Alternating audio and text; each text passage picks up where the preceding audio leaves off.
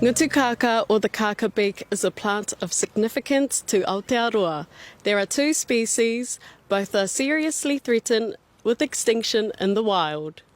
Recently, organisations from all over Te Tairawhiti involved in the preservation of this taonga gathered at Pokai Marae, Tikapa for a Ngutukaka recovery group meeting. The 3-day hui allowed organisations to share knowledge around funding what mahi has been done over the past year since Cyclone Gabrielle. The group also took time to visit local gardens, roadside plantings, as well as local Ngutukaka nurseries.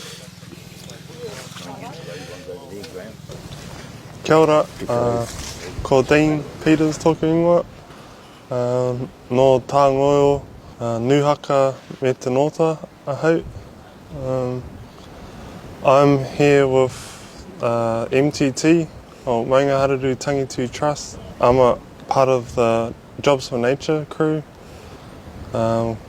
named Manu Taiko. Some things I picked up is the power of getting the community involved. That's come across pretty strongly.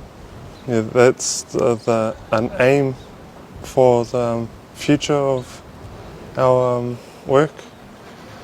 Yeah, that would be very good for us to try and achieve. There is some similarities, yeah, especially with like the steep cliff sides and things like that. Yeah, the soil sometimes is kind of similar, like pumice, kind of dry. Hi, well my name's Paul Cashmore and I'm the Ngutukaka or Kākābeak Recovery Group Leader for the Department of Conservation. I work as a botanist, basically a plant person for the Department of Conservation. I'm based in the Rotorua, but I work all over the country, and particularly one of my passions, I suppose, and one of my areas of expertise is Ngutukaka. So I oversee and coordinate the DOC-led recovery group for Ngutukaka. Of our nationally critical threatened flora species, which may surprise some people, but it is a really rare plant in the wild. So part of that work is trying to save that species and essentially recover it, bring it back from potentially the brink of extinction to the site.